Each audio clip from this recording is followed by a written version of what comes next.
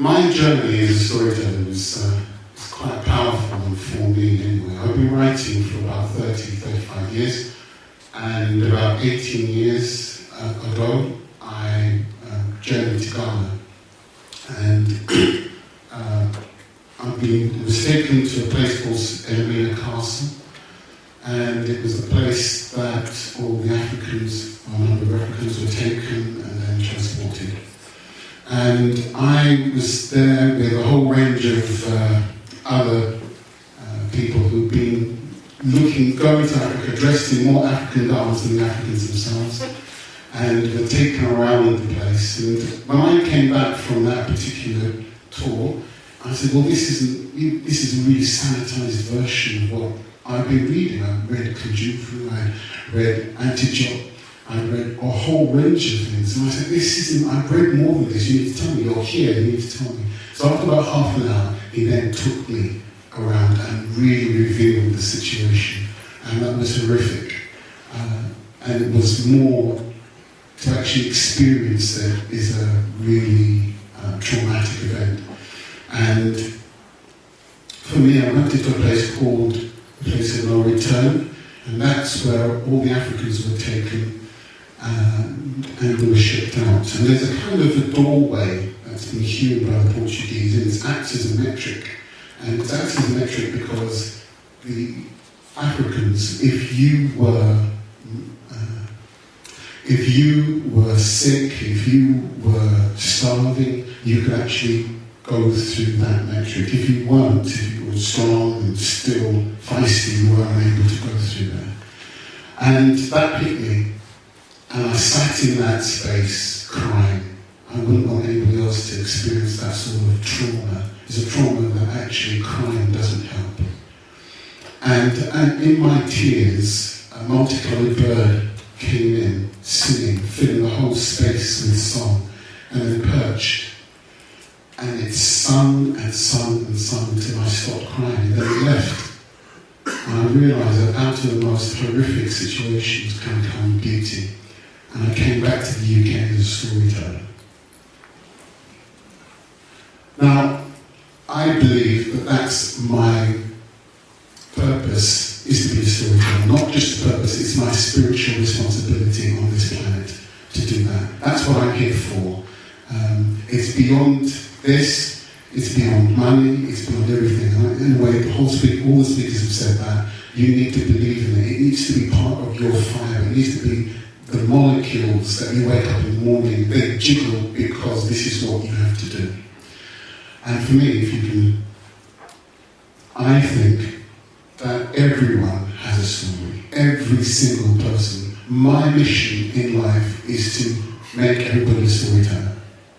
Believe in who you are, why you need to do what you need to do. Share your story. Everybody has something. In the storytelling classes that I run, people don't believe they have a story. At the end of the courses, they realise they have a story.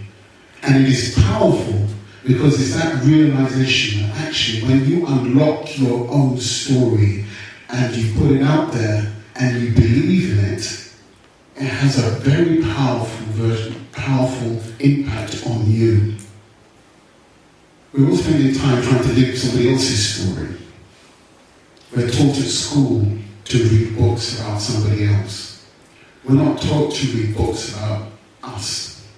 We're not taught to read books that actually expand your mind. 1,000 years ago, you wouldn't have degrees. You're a journeyman. If you had to go and learn, you spent your whole life doing it. The reason I can put any of my qualifications up there is because actually some of them are worthless. And why they're worthless is because a lot of my own learning has happened through the people that I've met.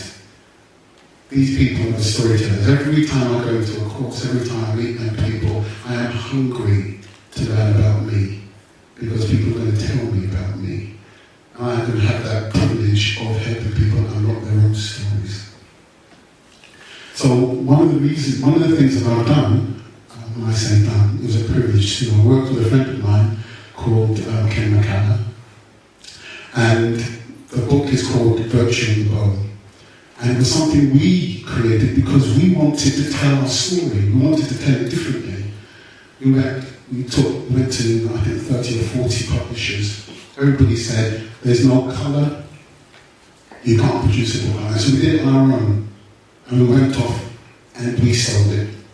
And we went off and sent it to people. We went to a whole range of different people. Right now, I'm privileged to be working with a guy called Cornell Bond, who's an amazing animator, worked for Pixar, etc. And we're going to change that into an animated film.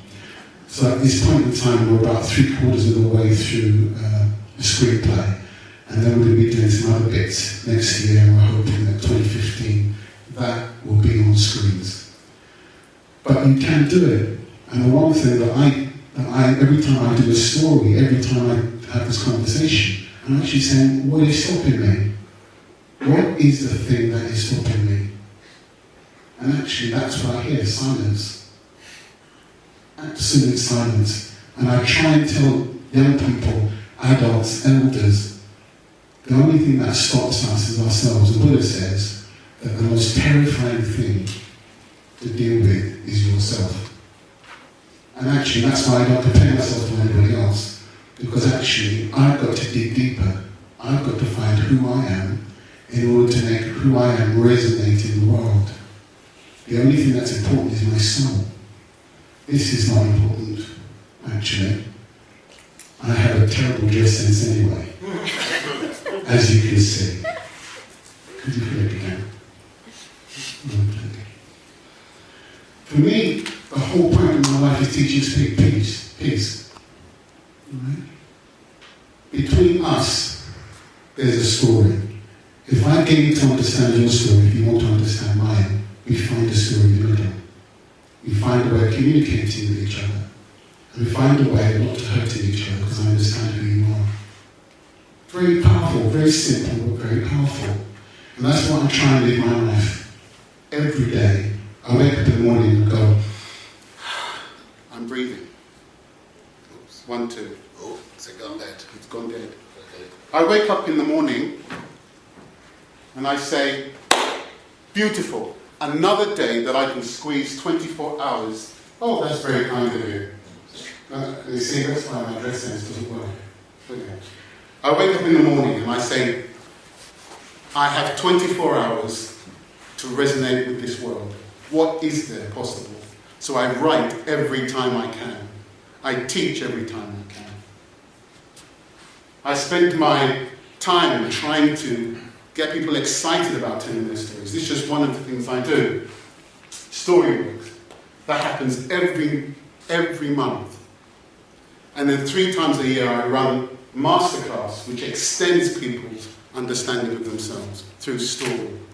I also run mindfulness opportunities for people. I didn't want to put everything up there, but I've been running these courses. This is the most recent course. Mindfulness workshop, screenplay, work with the deep healthcare environments. I work in hospitals, I work in hospices, helping people to tell their own story, helping to feel people value who they are. Narrative coaching for me is beautiful. I had another beautiful narrative coaching session today, so I'm still really high from it.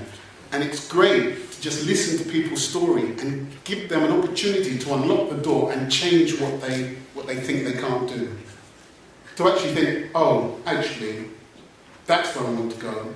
But really your story helps you to maneuver into a place of more power. When you actually are in control of your own story, you can tell it. You don't need anybody else to tell it. What a powerful thing to do. What an amazing thing to do. And so, as a storyteller, I have to end with one. There were 2 people, 2 friends, and they're walking along a sandy, orange, sun-drenched path. And my friend said to me, over there is a blind man, and he's the wisest man in this land. And I said, wow, I must go over there and speak to him. And so I went over there and I sat next to him, and I said, sir, I don't mean to be rude, but when were you blind? And he said, from birth. I said, what is it that you do here? And he said, I'm an astronomer. I said, how can you be an astronomer? And he lifted his hands and he placed it on his chest and he said, I see all these suns, moons and stars.